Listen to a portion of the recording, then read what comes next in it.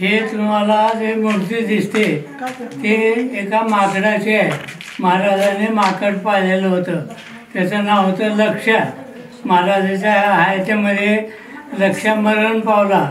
मग महाराजांनी एक वट्टा बांधून तिथं त्या लक्ष्याची समाधी तयार केली.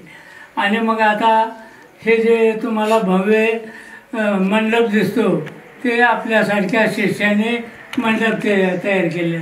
आणि हे लक्ष्या जवळजवळ 50 ते 60 किलो वजनाचा. आणि महाराज स्वतः खांद्यावर घेऊन 12 कोस जायचे, इतकं वजनदार होतं. मग हे लक्ष्या नसून लक्ष्मण, ह्याचं नाव लक्ष्मण.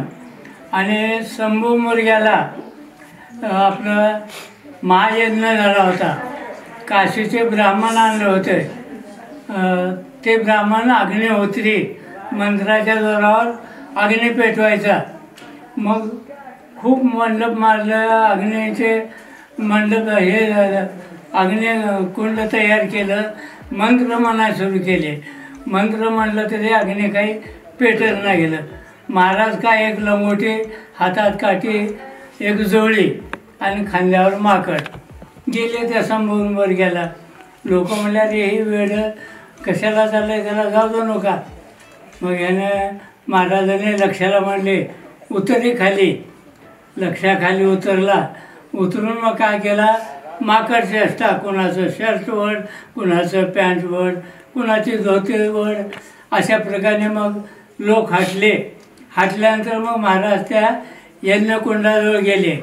यज्ञकुंडाजवळ गेल्यानंतर ब्राह्मण त्या माकडाला बघून आपले आसन सोडून बाजूला निघून गेले.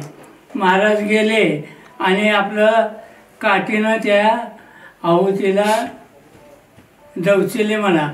असं डवचिल्याबरोबर एकदम ज्वाला भडकला. आणि मग अरे लोक म्हणाले हे साधा माणूस नाही, कुणीतरी योगी आहे. म्हणून लोक दर्शन घ्यायला त्यांच्या जवळ लागले. लोकांना दर्शन दिले. आणि जात असताना दारामध्ये म्हणले हे यज्ञ तुमचा शेवटाला जात नाही. मग 5-6 दिवस आपल्या कार्यकर्त्यांमध्ये भांडणं सुरू झाले. तुझ्याजवळ एवढे पैसे होते, तू काय केलास, ते पैसे कुठं ठेवलास, असे भांडणं सुरू होऊन यज्ञ बंद पडला.